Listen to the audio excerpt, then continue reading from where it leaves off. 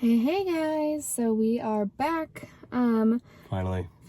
We've been gone. Charlotte had double ear infection again for the millionth time. We've luckily scheduled a ENT appointment to hopefully get some tubes in the ears to help with that. And then I had the flu. It was much worse than COVID. Sorry, he had the man flu. The man flu, yeah. For 4 days I missed work. Like it really knocked me out. I couldn't do anything. It was worse for him, like he said, than COVID. So my body hurt so bad, and I lost weight because I couldn't eat. So we had to get Krispy Kremes today, so he could gain some of that weight back. Yeah, not very hard to do. So but today's video is just going to be pretty easy. We're just kind of going to talk about like work-life balance in New Zealand versus the United States. In the beginning, like one of our big reasons why we wanted to move here was work-life balance. So just kind of wanted to like prone in on like what it's actually like now that we are here. Yeah, we've experienced it. We know what we're into. Exactly. So I will say, like, starting like now, like we're still working the same amount of hours. We're still working 40 hours a week.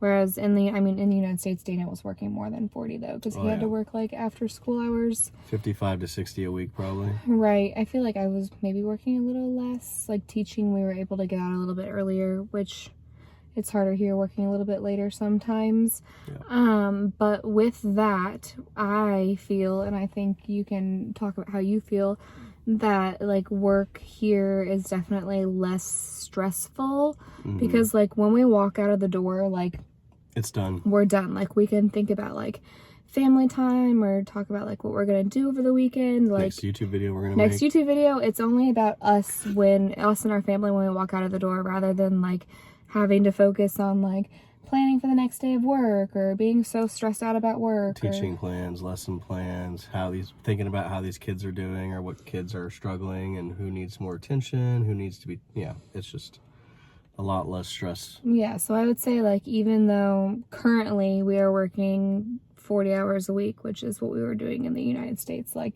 it feels like kind of like less to me. Would you say the same? Not as stressful of work, which is nice. I would also say though, a lot of people don't typically work full-time jobs here. No, and why are you able to not do that? Because in the US you have to get health insurance for 40 hours per week, so you have to like work full-time to get the full benefits. Right. Here you don't need insurance. Health insurance is free. Free healthcare. So that little, I guess, golden nugget of a free insurance for working 40 hours doesn't exist here. No. You don't have to work 40 hours to get insurance because it's free for everyone. So people are like, well, I'm not going to work 40 hours a week. I don't need that much money. I can live with less, and I don't have to pay for insurance, and then I don't have to get a free insurance from an employer. So I'm just going to work 30 to 35 hours a week. Right. So you're not forced to work that full-time 40 hours to get that benefit. So I would say like a lot of people at our work specifically are working like 30 hours. They're coming in and maybe doing like 6-7 hour days, which is something that's awesome. We hope to do in the future. Because one hour off every day, that's another hour you get with family, and it's another hour in the sun during the summer. It's another hour you can take your kid to the beach, or the beach. Yeah, so that's definitely something to look forward to, knowing that, as long as we can afford it, which we will be able to find. Yeah. Knowing that we don't have to stay that full 40 hours, which will definitely help that work-life balance a little bit more. Definitely a goal for us is to not work 40-hour weeks. Absolutely. So another thing which is kind of cool, and you can talk about your story when you were getting your haircut about the barber reinventing himself. Oh yeah, absolutely. But here, so like retirement in the United States, like for teachers, you had like peers retirement or whatever your state did. It's your own personal retirement organization. Right. And then like for my mom, for instance, she was working for so long and was kind of burnt out and wanted to move to another job, but couldn't because all of her money in retirement was through the system that her work offered, for instance. Whereas here, there's the Kiwi Saver, which is a universal retirement thing. So it doesn't matter necessarily where you what your work. Job is. That is always going to follow along. So if you're in a career and you're like, oh shit, like you're burnt out, this is not for me anymore, like you're not stuck to that job just so you don't lose that percentage of contribution that you put in. But tell the hair store or the store hairstylist. The hairstylist I had here in New Zealand was telling me about how, for 20 years he was styling hair and cutting hair, and then decided, I'm going to go into realty and sell houses and do property management. So just up and did it for 5 or 6 years, got a bunch of money, made their own investments in it, and then decided, I think I'm done doing this. I'm gonna take a couple of years off, and then now he wanted to be a barber, so he went back to school, did that, and then he's like, I reinvent myself every 5 or 6 years to keep life fresh, and I do different odd jobs and stuff like that because it's fun, and you don't have to stay in the same job for 30 years just to get the same money and the same retirement. I've had so many teachers back in the USA that were at 25, 26 years. We have to stay to finish. They have to stay till they're 30. I mean, they don't have to, but they have to get the best benefit from their retirement system in order to live very comfortably after retirement. So there were teachers who were, after COVID especially, tapped out, done. They didn't want to do it anymore, and they were at like year 27 or year 28 of teaching. And they could have, but it would have been like $1,000 less per month for them if they stopped then, instead of going 2 or 3 more years. And that's just miserable. Right. Instead of being miserable in your career and feeling stuck in something, like, you're more than welcome to go, like, figure out what your interests and your desires are. We love that here. Yeah. And I feel like that's something, like, talking to my mom and sometimes older generations, when you talk about, like, leaving a job and going somewhere else, my mom's always like, well, aren't you supposed to stay at a job for, like, your whole life?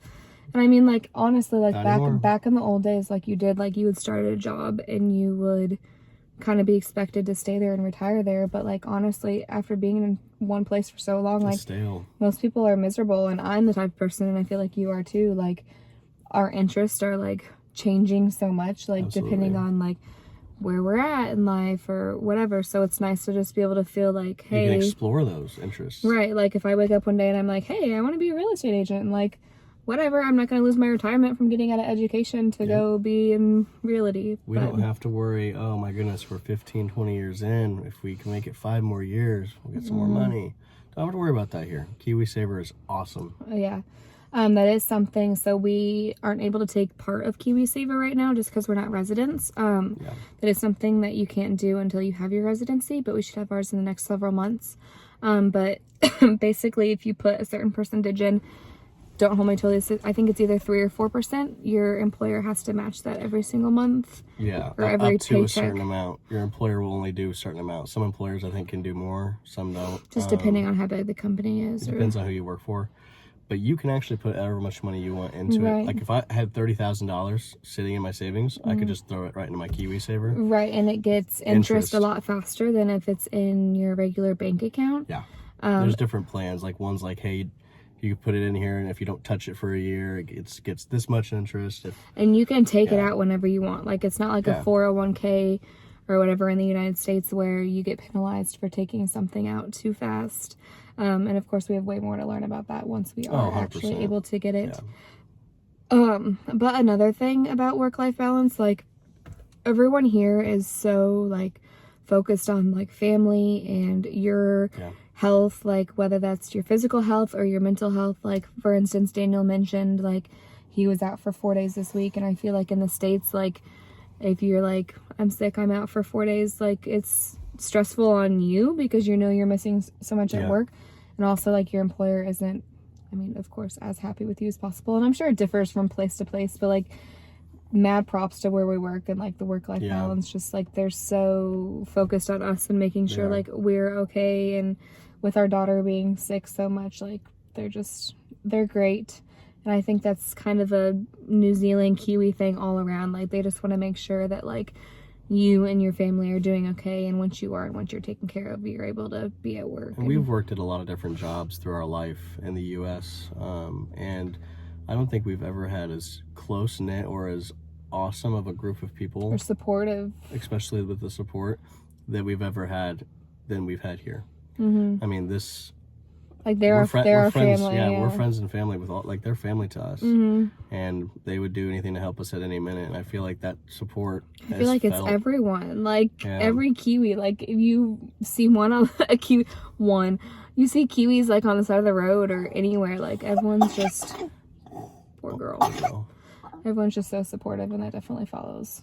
Not that Kiwis are always on the side of the road, but they are out a lot because they're biking, they're running, the weather is getting nicer. It's great.